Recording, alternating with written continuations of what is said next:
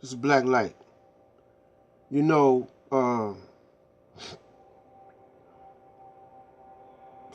Cyberspace City, and y'all brothers listen up. You know, I had singing groups, you know, and it be some outstanding musicians or singers in my group, and they'll have a problem. I remember one time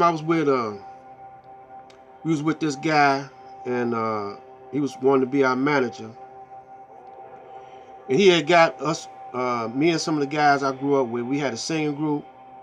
We had a we had some band. We had band to back us up, and the band would go on first, and then we'll come on. The singing group would come on. But we had all kinds of ego problems, you know, in the group. The band and one of the members in the band didn't want us to be in front of them.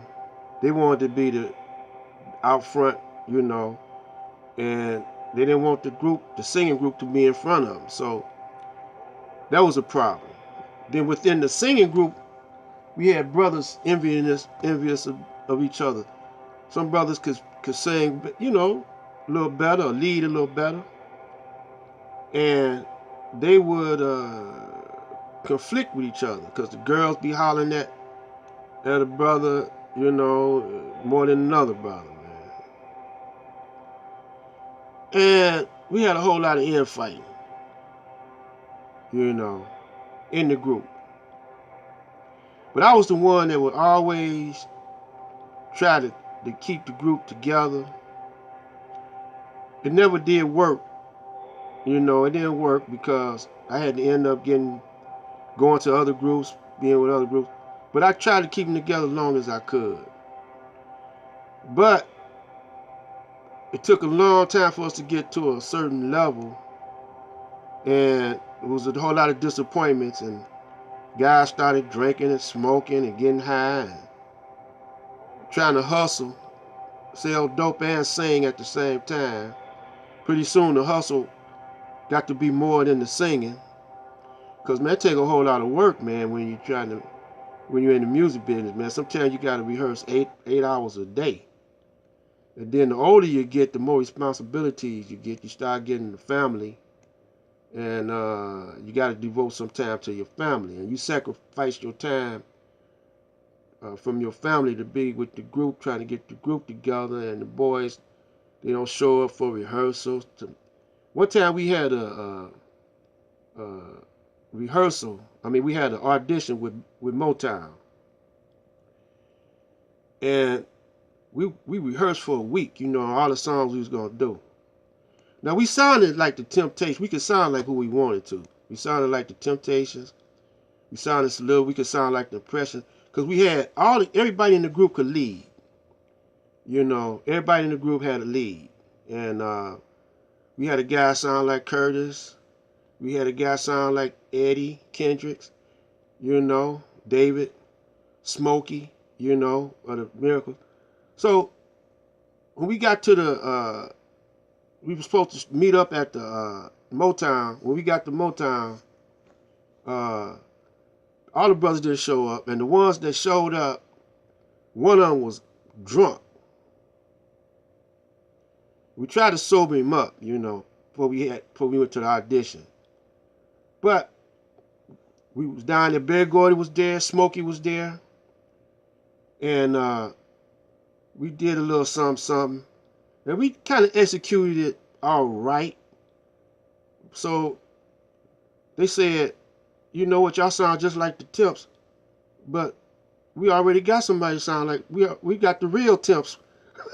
What we need with y'all. So that was a big disappointment right there. So they told us to start writing. They say, why don't y'all write your own music and bring it back to us, you know. So that got me to start writing, you know, my own music and playing, you know, and everything like that. And after a while, I don't need no group, you know, because the kind of technology they got out today, you know, I could be the whole band and back my own self up. I get harmony with myself, Y'all see some of my stuff on YouTube, It might sound dated or something like that, but, I like it. So I ain't trying to get paid off of that, but I just, got it on there, And but I said all that to say this, that that's the way it was with the House of Consciousness. The House of Consciousness, he had a good thing going on, and he was educating the people. But he made stars out the guys, And I was listening to him when he did it. I'm talking about Sinetta, especially with young Pharaoh. He told young Pharaoh, he say, yeah, you got the girls digging on you now, see, blowing his head up,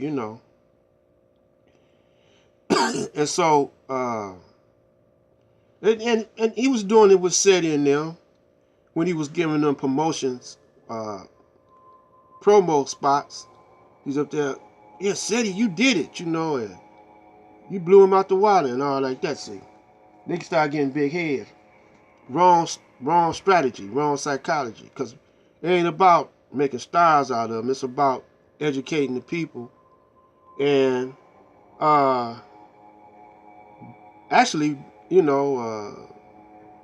building a platform other than that, but a news platform, because he got the only brother that could bring true news and had the ability to go in other communities and around the world, really, to bring actual news. That's why he was trying to get that van. Now, I'm telling y'all this to say this. Sometimes you got to look at the whole picture. You got to look further down the road. You got to have vision. I mean, you got to know that it ain't going to go smooth all the time. And you got to know what's going to happen when the problems show up, so you can keep on pushing. So you got to have very keen organizational skills. And you got to also it can't be about friendship too much. It's got to be about business, because that's not going to mix, And so that's been the black man's problem all along. He don't strategize. He don't sit down and have conferences. He say, well, we're going to take it here. We're going to do this with that and other like that. If you notice that the Caucasian, he sit down and he has strategy sessions. And if he going to put a show on the air or whatever, he have all his writers meet. And they say, well, where we going to take it from the beginning to the end. What kind of line what kind of format they want, what kind of angle they want out of it. And they strategize on it, But we can't do that. We can't sit down and just get serious, man. It's all fun and games with it. You can't bring fun into it. I know, man, because I done been through the entertainment thing with groups. I done been on TV, radio, and you gotta have a vision, and then you gotta put that vision into practicality. You gotta make it practical. That's why I'm trying to get y'all brothers to reconcile y'all differences.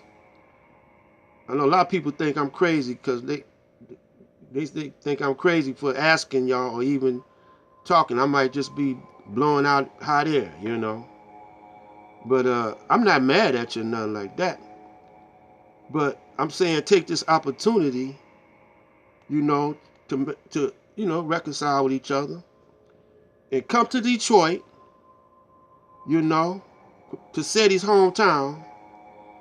And Seti, you know, build up your city, man. You know, you can still do your thing and talk about Muslims ain't nothing and all like that. You know, I mean, it don't bother me, man. You know, cause I'm down for my crown, brother. I know, you know, I ain't gonna try to convince nobody. You know, I ain't gonna argue with nobody. I say what I got to say. You either take it or leave it. You know, I mean, and I don't care how many people want to believe it or not. You know, but I'm gonna say what I'm gonna say. You know, and try to bring y'all together in unity and look at the whole big picture, man. We can own Detroit, man. You know, get rid of that mayor we got now up here in Detroit. Get a brother up in there. You know, I mean a real brother with some knowledge. Matter of fact, we don't even have to worry about that. We ain't got to worry about that politics, you know, because it ain't nothing but a politics. So what we do is we just own the real estate and all the business. Get rid of all the Arabs.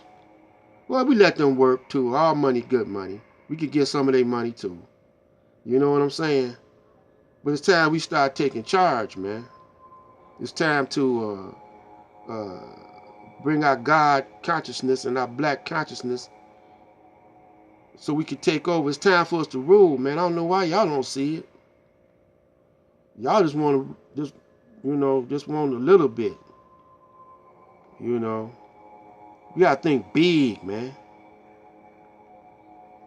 Bigger than what you're thinking. Otherwise, what you're talking about don't mean nothing. Yeah, we once was great, man. Yeah, we was doing this in Egypt. We was doing this and stuff like that. But what we doing now, man? What have you done for me lately?